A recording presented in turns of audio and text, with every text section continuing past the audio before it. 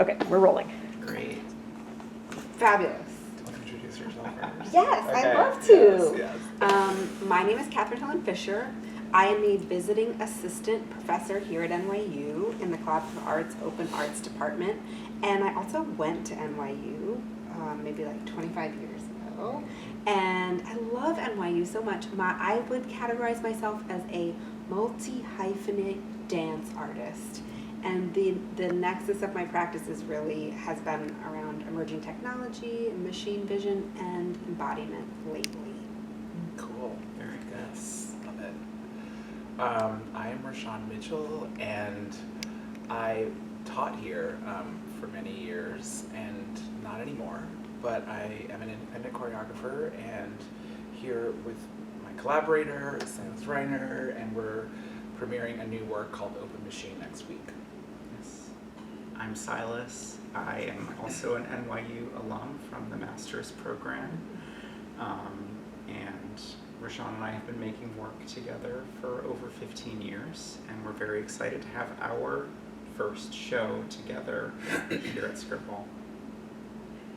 And I'm very excited to talk to you because I feel like, you know, I've known of you and your work for a long time, and I know that you're working in this arena of new media and digital technologies, and we're kind of interlopers in this space, really, but I thought it would be cool to start by asking you a question, if that's okay. Bring it on. Subversive. And I don't know about Well, interlopers. I mean, Well, you know, well, I think don't we know. feel that way. right. I Yeah. think everyone does. Everyone, that is interesting, and so maybe this will actually dovetail with my question, which is like, you know, this is a very male-dominated sphere, as you know, I'm sure, and I just love that you're working in this arena and like using the platform towards like feminist goals, and I'm curious how it's been for you to kind of navigate this world and to get your work out there. Yeah. How does it feel? Do you feel like an interloper as well? I mean, I feel really passionate about making the technology accessible and having neurodivergent, non-normative bodies of artists authoring the actual technologies, because race, class, and gender of a lot of the people who are creating these are very homogeneous, and so I feel passionately about us asserting our need to be involved in the actual authoring. And so I really, like, even with the students, I'm like, you don't know how to do it? Good. Mm-hmm. Like, let's hack this. Right. And so I think, coming at it with that perspective has made it easier. Mm-hmm. Although I do still get people saying, like, well, you didn't actually write that code yourself. Mm-hmm. And, you know, then I just look back to, like, contemporary art and, like, Warhol and, Mm-hmm. you know, everyone who didn't do anything themselves. Yeah. And what is conceptual art? And staking our claim, our right to be here, I think, is important. People don't ask that question of visual artists. Right. Visual artists often don't necessarily make every aspect of the work that they're building. Yeah, or architects, or, you know, Exactly. any number of them. Exactly. And a lot of these things are now very more accessible than they used to be. Some of these software, you know, we can actually just get on your computer and just start accessing things and start playing with things in a way that I think you couldn't even a few years back. Absolutely, So yeah. that has definitely shifted. And yeah, like, just let's hack it. Totally. Hack it. But also, like, let's misuse it, maybe. In a sense, like, invert it. Invert it, Yeah. queer it, whatever. For sure. Like, yeah, I think that's also our approach to a lot of these things. Well, I think it also, I mean, maybe from our perspective, the way that we're often relating and maybe why we feel like interlopers in the world of like digital media is because I think we're often looking at it like, well, I don't necessarily care what this is meant to do or like how it's intended to serve as a product or as like something with a means to an end, but what can it do for the dance that we're making? And I think that's often how we're approaching whether it's a visualization or like whether it's, you know, new media as a presence in dance. We're always thinking about dance having the kind of like center space Yes. and how these like radiating bodies of information can relate back to the information that's being generated by the dance itself. And I think that's so important as the technologies, like as screens proliferate. How do we bring embodiment into these spaces of mediation? Which, because y'all are so beautifully in this amazing lineage of philosophy and somatic practice, like the depth and care that I feel like you bring to this space is something that most people don't touch. And so that is something truly, truly inspiring, that like these two concurrent disciplines are truly coming into kind of like a cyborgian space that is something entirely new. Yeah, and like our conceit of like experimental dance programming and AI is pretty speculative. We're not actually doing that. Yeah. But what would that be like? Like, it would be cool to actually try that. I feel like it's speculative design what we're doing, because the technology is moving so quickly that we're talking about in 6 months what a vast change. And those people who are authoring with these more rudimentary tools, imagine where it's going to go so quickly. Right. And so to know already how the machines read the C's movement, we can then bring kind of like a more, I don't know, a more complex understanding into authoring it or shaping the future. Hopefully. I like that. Yeah. Yeah. It's like an optimistic, or a slightly more optimistic position than just being in a state of anxiety and fear about these things, which are, you know, it's like valid, and not to dismiss that. There are real fears, but I think it's like, you know, it feels like, especially with AI, it feels like there's so much fear and anxiety around, you know, what we're losing by using it, but we're not, I don't hear a lot of conversations about what we're gaining or what we don't know yet about it that could be really useful, or that, you know, or creative ways of integrating it. Like, I keep hearing, and I'm teaching at Bard right now. Oh, cool, right. And I'm curious about like how it works at NYU with the AI policy. At Bard, there doesn't seem to be a unifying policy of like how to deal with it in academic situations. You know, it's moving real fast. It's moving really fast, and I think there's this really huge fear about like, you know, just not students not kind of moving through these learning processes, these like figuring out like problem solving experiences that you need to kind of accumulate in order to actually operate professionally successfully. But I feel like there's ways of integrating it, like actually integrating it into the classroom so that students can actually work with it and then be in a space of like criticality about it. Absolutely. But from a place that's like knowledgeable, not from like some, you know, swept under the rug kind of thing.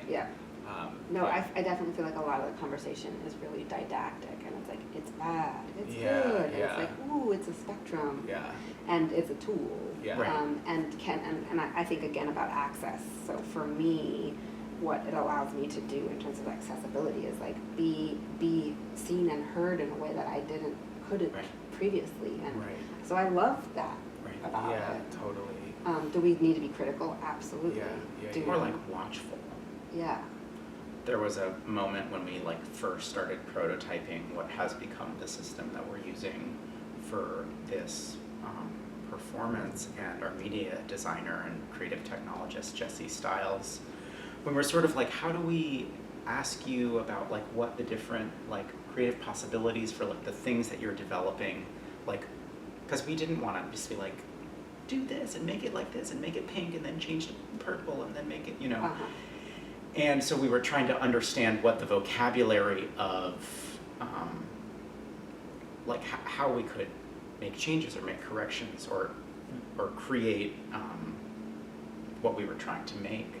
And I'll never forget this. Jessie was sort of like, basically anything that you can imagine is possible for this. Which is might not a take- great place to be for a creative space. Like, actually, it's Well, too it was, I mean, it was open. couched inside of like, it might take a little bit longer or a little bit, it might be quicker, but like basically anything that you can imagine we can do Right. with this system Right. that he was developing. Yeah. Which did feel like both an incredible creative opportunity, but also like inside of these academic spaces, like, okay, great, so I can just do whatever I want with these tools. What do I guess you could Now ask what? ChatGPT, like, what should I do? Which is, I think, what a lot of people do. Yeah. Use it as, Yeah, they do. People as do. like something to bounce your other ideas off of. And I feel like that's kind of what, I mean, you're not my ChatGPT, but I do feel like having a collaborator inside of the work has allowed us to have a feedback loop inside the creative process It's not quite so often. lonely. Yeah. Yeah. Yeah. How does it feel like when you're kind of developing these systems in your work yourself? I feel like, because I'm also working with creative technologists and designers, and I feel like it's an act of like observation, and I feel like it's a score, right? Mhm. So in some sense, it is chance procedure in that it's removing not my autonomy, but it's like I'm seeing what the spirit in the that goes to the machine wants, Mhm. and like I do that, and that takes me someplace else, and so sometimes I just get so down about choreography and like what is all this insouciant gesture, and Yeah. like Yeah. that's what I love about desire lines that I've read, and about the improvisational work that you're Yeah. doing that feels so vital, that I want to hear more about the layers that you're building. But people who have lived in dance studios their whole lives and are so immersed in this form, it can start to feel very closed Yeah. in a way, and like how am I relating to the larger world of ideas, Yeah. but beyond just like virtuosity or invention or ableness Or beauty. right, Yeah. right, Yeah. like why, Right. why, Oh my god. That's like, I feel like that the why question is always hovering for me when I'm working with any kind of technology, because it's so ubiquitous, it's so, what's the word, like, eye-catching, and we like, we just like want to gravitate towards it like moths to a flame, but Yeah. it's sort of like, well, but beyond just the initial kind of like attraction, Mhm. what is why use it, why engage with it, why does it matter? yeah, And I think like a lot of our questions or reasons for wanting to work with these technologies came from a lot of the work that we had been doing over the past few years with Desire Lines, which initially started as a public practice in Madison Square Park with like, I think 13 performers, and we had 2 weeks, we worked every day, and there was something about already being in a state of performance because you're in public space Cool. and you're being seen, yeah, that we needed to kind of develop certain strategies for how to navigate that, how to deal with that, mhm, and how to be in practice, but also to be in a place where everyone was already, given the agency or the confidence to feel that they were already doing it. Like from the first moment. Yeah, from the moment you kind of walk onto the You're doing it. site, you're doing it already. mhm, But it became this like large sort of pedagogical, I think, project in a way, because we were trying to take our intuitive sort of collaborative sensibilities and try to like actually teach them to people and to expand it out for larger groups. Which Can you were- give us a peek into like some of the directives that you might give dancers? Yeah, so one thing that we did was we started always with like a walk, which I called the wall of solidarity. So we would like walk arm in arm, like in a long, wide line across the park, just over and over. And it kind of signaled that we were there and that we were doing something, because it's like kind of a strong image. And at the same time, while we were doing that, I was talking, saying, here's what we're gonna do, here's who we are, here's how to think, here's... So it was it was literally instructions were being given during that action. And there were lots of little like modalities that we came up with and little structures, ways of recognizing someone else's strategies or movements and sort of joining them or separating. And we just developed a lot of little games and little ways of collecting and viewing and communicating. And then we ended up in the final day with like a 9-hour, performance. Wow. Yeah, throughout the park. And it's Sweaty. it was wild, and we got really exhausted. I mean, but it did rain. And so we kind of got, we cheated a little bit. The rain came and we got to end early, but yeah. Some of the work that I've seen like at Dance Space as well, it's not didactic and you don't feel like you're being put upon with the ideas, but welcomed to view. Yeah. And it's not like it's so endlessly fascinating. And I think about ritual and like what is your relationship to, I don't know, like ancient ritual performance practices or like, spiritual states. Like when you're performing for 9 hours, like something magical happens that enables you to have a durational, like we experienced that too, like in Einstein, 5.5 hours, like where you're just like, it's a sitting of strong determination. Will. Yeah, and then what happens in the group dynamics, and then how does that blossom out to be shared with the audience? Yeah. Those are great questions. And I'm like, yeah. Do you want to I think that there is some underlying spiritual pursuit at play. And I think a lot of what was emerging in that time of like starting to try and deliver directives to dancers in our collaborative projects that didn't have like specifics about movement. Like there's so many different ways you can interpret this, but it was a kind of attunement towards or a listening to like what things are coming up that you're noticing in the outside space or in your interior space, and how could you begin to direct your decisions. So what we ended up starting to train with our performers and collaborators was like ways of making decisions. And that, I feel like, in our conversations with each other has sort of led to like, I don't know if it's called algorithmic thinking or like an understanding that this has a computer-based analog or like a reference. And so we started to kind of look at those things of like, oh, this is sort of the way that we're working, and we could manifest it or represent it with computer language in a certain kind of way. So already I think, and we were keeping those things sort of separate. And this project, I think, is our attempt to kind of bring them to, maybe not together, but happening at the same time. So there's a simultaneity of the visual media that you're experiencing and the dance, which is largely through these decision-based prompts and like navigations that the dancers are making, rather than set sequences.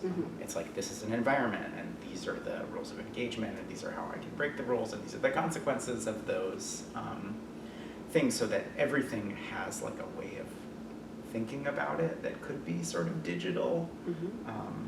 And I think the biggest challenge for us so far with this project has been like just like building the whole work, imagining how it's going to have a media representation alongside it, but not like just kind of holding those two tracks simultaneously. So like starting with this week, we're going to get to experience them together at the same time, and hopefully everyone's brains won't explode, and we will get to feel like what the right amount of information for a person to experience is, because that I think is something that I think so much about. I mean, yes, we're very used to having many different kinds of input and many different forms of distraction and second screening, and I think that putting all of that into a dance concert, like on a proscenium stage, is really like an open question for like, what is an audience like now in the world in 2025? Like, what is their attention span, and what are the ways that we can engage with all of these new tools for people that are fundamentally experiencing things differently than they ever have programming before? for the state of attention, which has to happen, right? Yeah. I mean, we can resist it, but we can also invest in research it. So I know that there are like, because the networks that I work with, I'm using WebSockets to include real-time audience prompts. And it's anonymous in the work that I'm doing. So you know someone in the room is saying something that's affecting the visual output, but you don't know who. And it can get really transgressive quickly, which that excites me. But I know you're using language and audience prompts. So talk to me a little bit about that and how, and also I'm hearing that the dancers are also have a language component to what they're doing, and how does the commingling of language and words and movement and media happen? Well, I think the language stuff really started for us sort of soon after this Madison Square Park thing.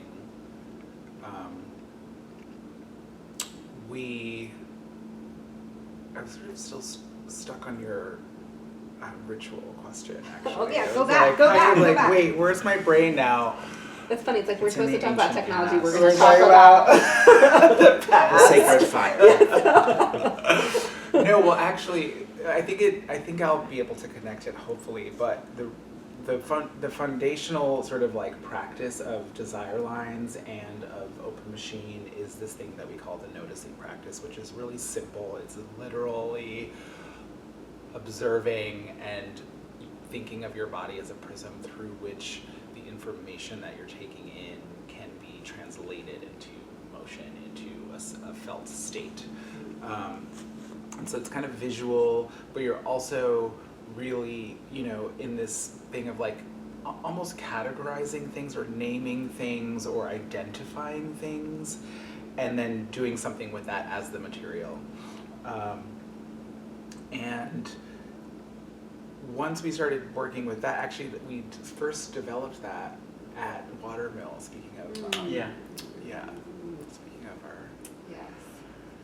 What a special space. What a special space, and all of the ancient objects in that, in the gallery there, We should tell and them the about beautiful that, yeah. objects there were like, so they really imprinted on us, they really inspired us, and we were really like caught by the like visual information that was around us. And so that kind of led us to the noticing practice, which then ended up being super foundational for everything after that. Just right. Pivotal. Yeah. But then we started getting into wanting to kind of name these things more, to call forth what they are, to identify them verbally, to kind of like, I don't know, try to activate the resonant kind of meaning that was emerging and being built always.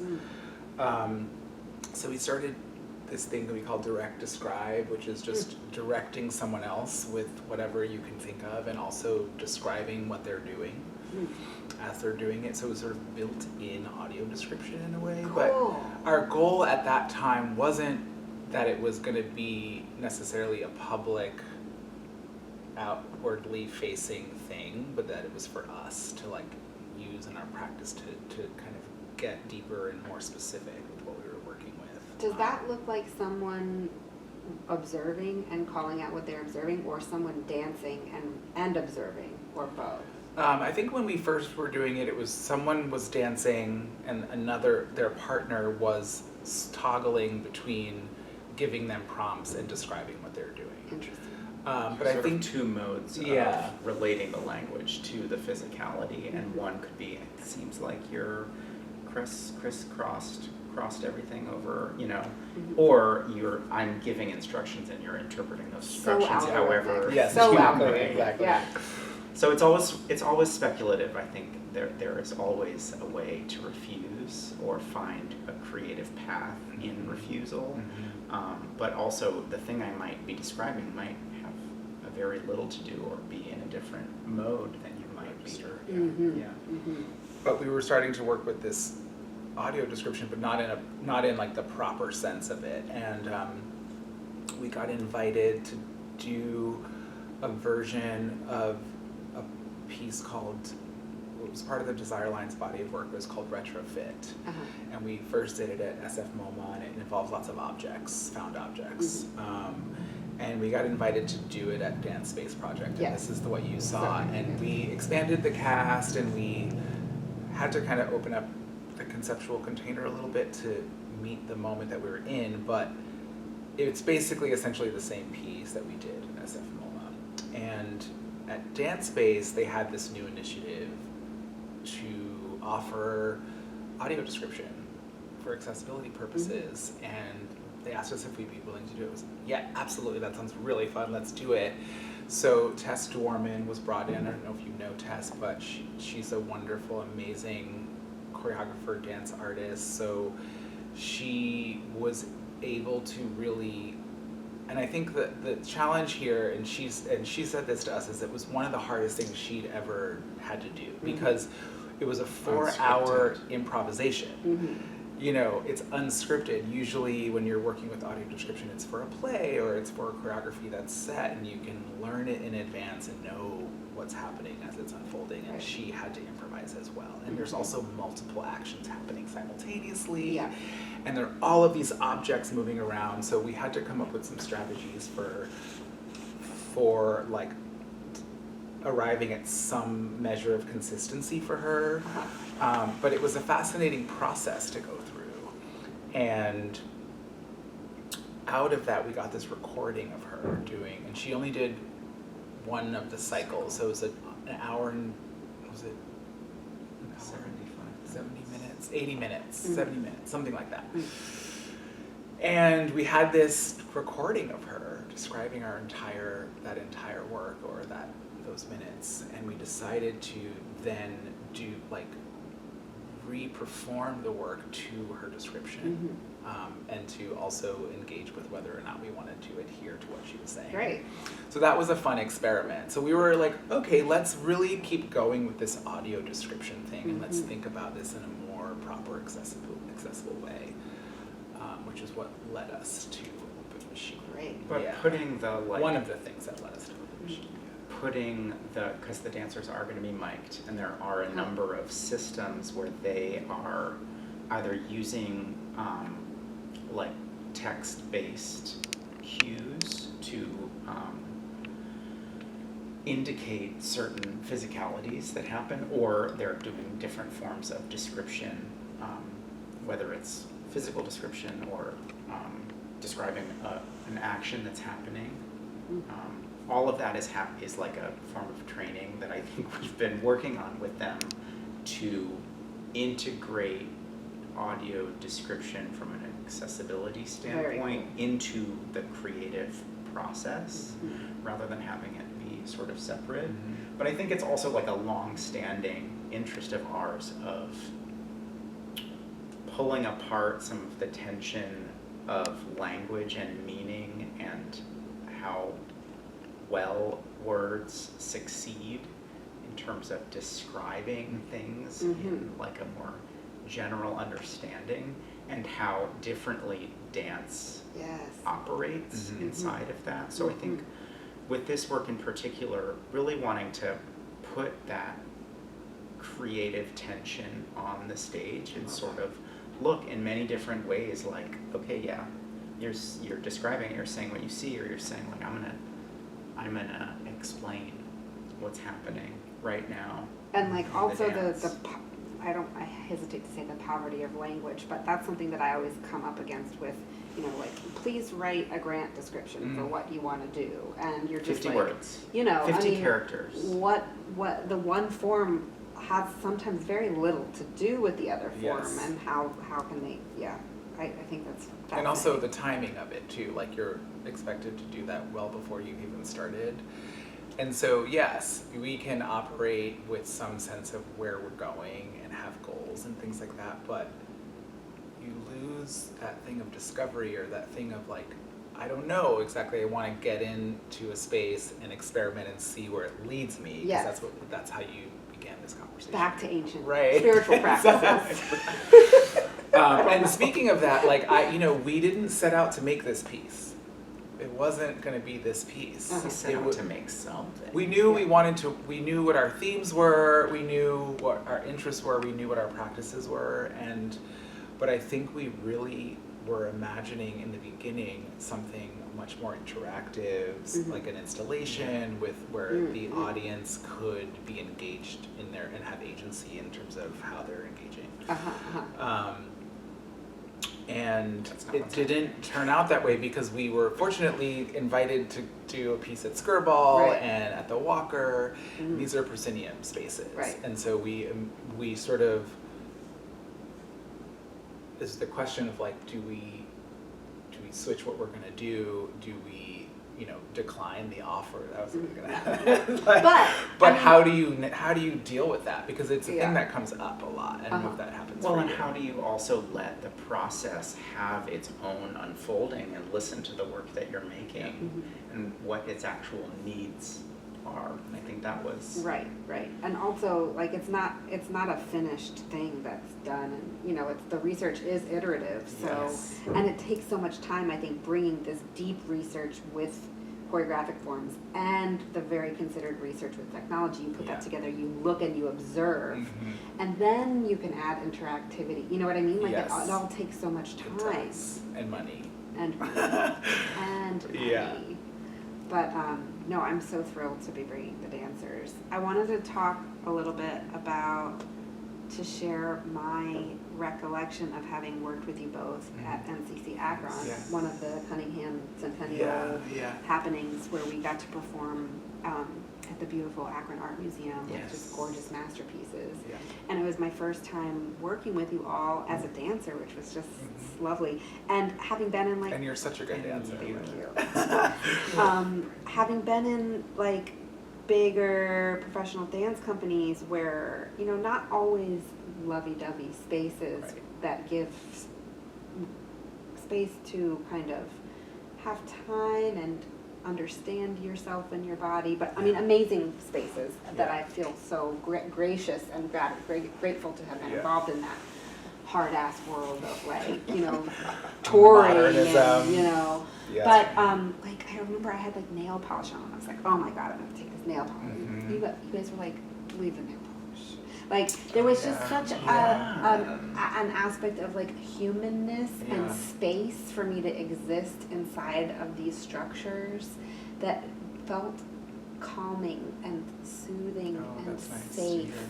And so I just wanted to say thank you for that experience. I mean, I hope we didn't take too many liberties with that because it was Merce's work that we were staging or setting. I mean, you had already learned your material, so we didn't really have much involvement in that. But I do remember like being in that company and like coming up against occasionally like what I looked like and how my hair was, or whether I had a beard, like just certain things, and there were certain understood rules about like cleanliness or like kind of just, I don't know, we weren't allowed to have beards, for instance. Just jewelry, like accessories, like you weren't, if somebody came in with a different color hair suddenly without like notifying, it kind of was, it would throw things off. So I just remember like the rigidity of that inside of the container of like, this is a brand in a sense, right? Well, I also think that maybe another part of that we were really interested of that experience to take forward was that in addition to somewhat rigid physical appearance parameters, there was a tremendous amount of trust on every other front of like, it's your material, you know what you're doing, we trust you. You could do it within a millimeter of a second. Reliably. But you could do it a bunch of different ways. And I think that one of the ways we have always wanted to work with our dancers, especially inside this, like, okay, we're trying to give you like thought structures, or we're trying to like subtly, have you understand more completely how you're making decisions. With all of that in mind, it's like, I just want you to be yourself, actually, and I trust you.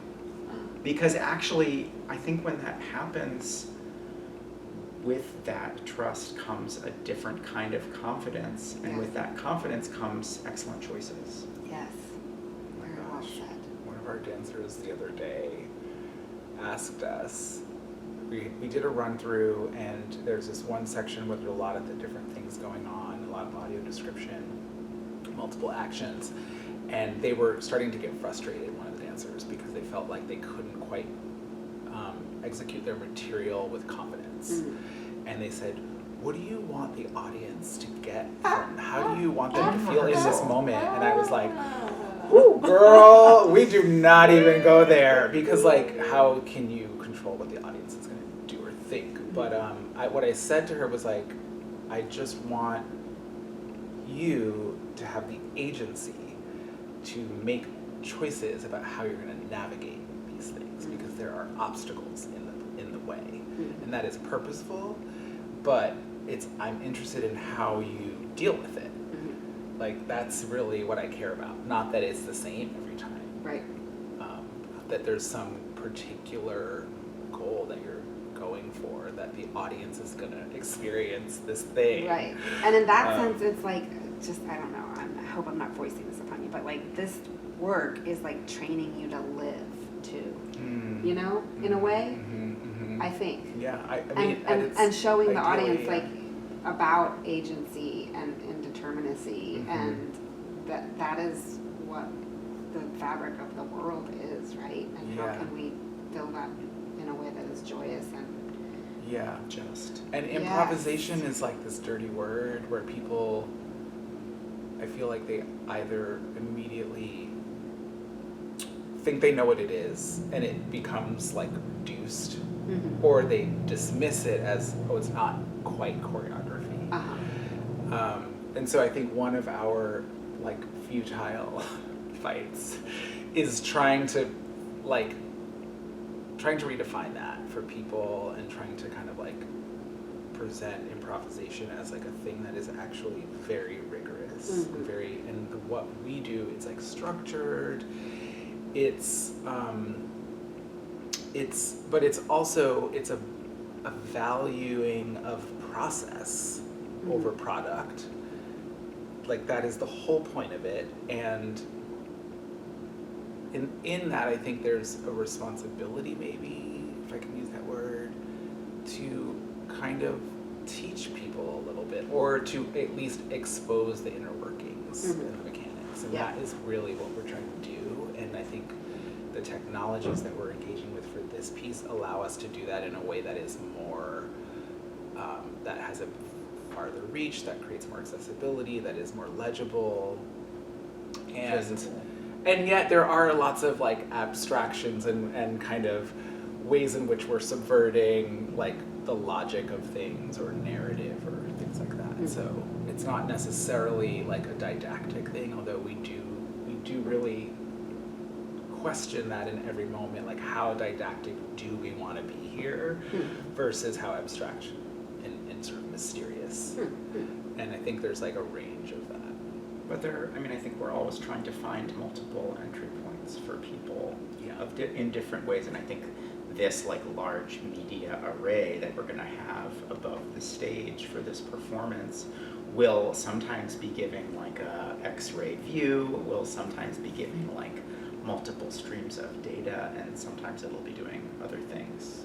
So I sort of feel like we're after this with our dancers as well, of like a thinking state, and finding a way to put that on stage and see how people experience it. Because I do feel like that thinking state that I'm after feels very like active and engaged. And I know when I see it. I feel like, do you say Tesseract? Yeah, Tesseract. Yes. Tesseract. Like all the real-time like live streaming work that you've done, I feel like it really points to this idea of like hyperreality, and it's somehow tying back to like multiple identities and, you know, multiple time, like how time can fold and unfold in ways that we might not, like you sense something beyond perception in terms of time when I think you have media in the way that you're using it. that can feel really revelatory, and that I love, and I feel like it's very much of our time, and everyone's grappling with this now, like the multiple identities, how we shift our identity. Yeah. Who we are online. Exactly. Right, versus who we are in real life. Yeah. But I also think that I can't speak for you necessarily, but I think we as a generation remember the shift into this different way of perceiving oneself, like literally because there are cameras upon cameras and different facets of our identities that some are mediated and some are online. And so we are sort of like, we have passports, but we're not like citizens of this new we're reality. Not digital natives. We it's like we remember what it was like to be in a horse-drawn carriage. Yes. Right? I always think about this, like the invention of the automobile or the industrial age. Like imagine what it was like to get into an automobile for the first time and be like zoom. Yeah, exactly. Or a plane. Yeah. That's the same point that we're going through now. But just that we have an experience of that transition and that transformation, and so our understanding of how time is passing and how we are being watched. Yes, and also being with each other. I mean, like so many of my students, I'll see them hang out and talk to each other like on an app, and they'll all laugh at the same time because someone sent a message to the group that are sitting together at the table. And who's to say that that's worse or better than what we experienced? I don't know. I don't go into that. Exactly. But it is different. Or there's a new product I think that is being developed at MIT. I'm not exactly sure how it works, but just saw it on LinkedIn that enables silent communication. It's like telepathic communication, but somehow I'm not sure. Does this have anything to do with the kid who got into MIT? Was talking about this. He was a nonverbal kid, and they thought that he had no intellect as well because he couldn't speak. But then there's this technology. I think the dad helped to invent it even because he was like trying to figure out his kid, and come to find out he's totally smart and has been wanting to express himself, and he applied to MIT and got it as the first nonverbal. So it's like, these technologies, they do actually make the world better in some cases. Absolutely. And then I think about, like, this is something I wanted to ask you about because I get this question a lot. I'm interested to hear how you hear about it, but let me see if I can unfold it. Like, have you read the Future Stages Manifesto that the Harvard, I'm going to send it to y'all, it's great. Yes, please. Performance as a Human Right, Future Stages Manifesto. They talk about how the whole idea of touring as we know it is going away for multiple reasons. Yes. We may lament that, but there's fossil fuel consumption. Right. There's not including the global south. There's lots of ethical conundrums and concerns. So talking about media and telelocation and bringing in audiences, like how can we bring in audiences that are not elites, that are in New York City, that are like that only have access to Skirball. Right. How can we, is it of interest to democratize the form, one? And then two, this is the thing that I've always asked that annoys me, how do we ethically justify the consumption of fossil fuels that are used for the data centers? Yeah, I know, it's a whole I thing. have my own answer, but I'm interested. I don't have an answer, but I would love to hear if you have one. I mean, I think, I don't know how we avoid it, really. I mean, the longer we live, the more data we generate.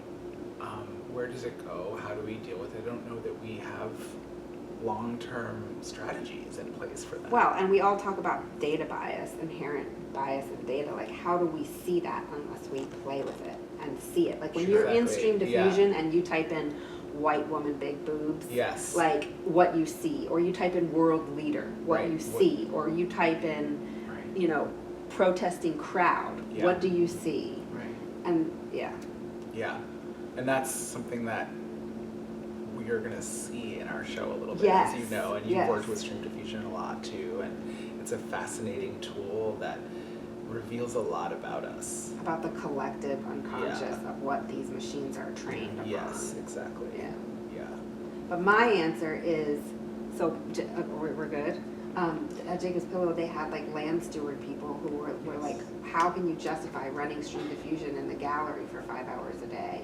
And I did some research, aided by ChatGPT, so I don't know how, like I need to fact check. Yeah. But to drive from New York City to Beckett back to New York is using like 500 times the amount of energy that like the whole run of the exhibition was supposed. So like it's like, yes, we can talk about energy, but also we're eating meat and we're on airplanes and we're like, isn't it important that we are working with these tools to question them critically, as opposed to just say like, no. As opposed to ignoring it. Yep. But I'm so excited. Can I just end with one quick question? Yes. So I asked my students all this. What is your fantasy about the next like year of living and making and creating together? Like, what is the fantasy? Fantasy. I don't know if I allow for that, because it's like so hard to make stuff. Yes. And to be an artist, it's like feels like a daily struggle in some ways. The future feels like another country right now. But also we started building support for this work and writing about this work like over 4 years ago. So I feel like it's taken us a really, really, really, really long time to get here, and even getting here was like a very circuitous path that like a lot of experiments failed or didn't go where we didn't, open up new pathways that we wanted to go into. And so like here we are with a piece that I think we're both really proud of and we both really love. And I want to stay with it, and I want it to be seen, and I want it to tour, and I want to stay with it. I don't feel ready yet to go into the next frontier. Yes. We want it to tour. Yeah. Let's focus on the tour. And also to give opportunities for these amazing performers who have worked really hard and are really like zeroing in on something that I think is really fascinating, and they are the work. I want them to be able to have opportunities to perform it. Well, I also think there's something that I think we're both really looking forward to, which is seeing it actually happen, which we haven't been able to do yet, and we've been, because we're always in our work. Moving this is the first towards piece this. that we're both not in. Wow. Yeah. That's huge. So that's kind of a big sort of, it's a new thing for us. Cool. And I think seeing it, and I'm not like ChatGPT, I'm an incredibly slow processor. So I don't think it will take me a full year to understand like what is happening on the stage next week. But I do think that there are some things about it that are only going to sink in over time, which is like how, as a human, we sometimes forget that like things sink in slowly. So I think that the next year, and hopefully years to come in the future, will be somewhat understanding what we've made from a different kind of perspective, and also with the small seed of hope to get to continue. Well, so much honor and respect for what you do, and my fantasy is to be fearless in my transitions and to be able to let things drop sometimes. So thank you for that. Okay. And I'm excited for your next thing too, and whatever We shall see. which direction you're going to go in your Thankful transition. that we've made it this far, and like that the mid-career thing is an interesting. The middle age, it's upon us. It is. Anyway. Maybe it's like that part of the roller coaster that goes underwater, and you're like right there. Yeah. And like, I think it's gonna come back. We're coming up for air soon, hopefully. But that's like, you guys with Merce and getting to see Lucinda, still going, and just like the work, like you love it, and so you do it, and it carries you. Yeah. It carries you through Just life. try to take the next step. So much honor and respect. Cannot Thanks wait for to talking come. to us. They're doing it right now. They're Wait. getting it ready. Thank There's you. the trust. Thank you. Thanks Thank for you all having so us. much. Yeah. Yay!